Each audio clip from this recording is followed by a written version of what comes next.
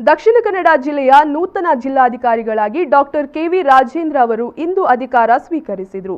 ನಿರ್ಗಮಿತ ಜಿಲ್ಲಾಧಿಕಾರಿ ಸಿಂಧು ರೂಪೇಶ್ ಅವರು ಅಧಿಕಾರ ಹಸ್ತಾಂತರಿಸಿದರು. ಡಾಕ್ಟರ್ ಕೆವಿ ರಾಜೇಂದ್ರ ಅವರು ದಕ್ಷಿಣ ಕನ್ನಡ ಜಿಲ್ಲೆಯ 130ನೇ ಜಿಲ್ಲಾಧಿಕಾರಿಯಾಗಿ ಅಧಿಕಾರವನ್ನು ಇಂದು ಸ್ವೀಕರಿಸಿದರು. ಅಪರ ಜಿಲ್ಲಾಧಿಕಾರಿ ಎಂಜೆ ರೂಪಾ ಹಾಗೂ ವಿವಿಧ ಇಲಾಖೆಯ ಅಧಿಕಾರಿಗಳು ಉಪಸ್ಥಿತರಿದ್ದರು.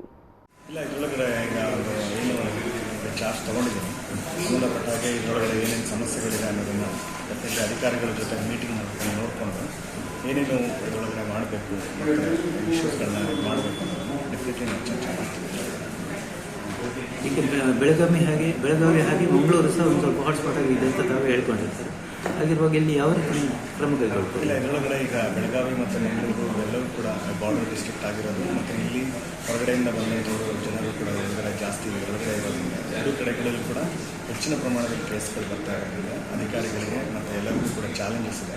ಡೆಫಿನೆಟ್ಲಿ ಏನು ಒಳ್ಳೆಯ ಕೆಲಸಗಳು ನಡೀತಾ ಇದೆ ಅದನ್ನು ಕಂಟಿನ್ಯೂ ಮಾಡಿಕೊಂಡು ಎಲ್ಲಿ ಇನ್ನೂ ಇಂಪ್ರೂವ್ಮೆಂಟ್ ಮಾಡಬೇಕು ಅಲ್ಲಿ ಡೆಫಿನೆಟ್ಲಿ ನಾವು ಅದನ್ನು ಇಂಪ್ರೂವ್ಮೆಂಟ್ ಮಾಡೋದಕ್ಕೆ ವ್ಯವಸ್ಥೆ ಏನಿಲ್ಲ. ಇಲ್ಲಿ ನಾನು ಮುಂಚೆನೂ ಕೆಲಸ ಮಾಡಿರೋದ್ರಿಂದ ಸ್ವಲ್ಪ ಹೇಗೆ ಏನು ಸಮಸ್ಯೆಗಳನ್ನ ಇನ್ನೊಂದು ಸ್ವಲ್ಪ ನಾನು ರಿವ್ಯೂ ಮಾಡಿಕೊಂಡು ಏನು ಪ್ರಸ್ತುತ ಪರಿಸ್ಥಿತಿ ಹೇಗಿದೆ ಅನ್ನೋದನ್ನು ನೋಡಿಕೊಂಡು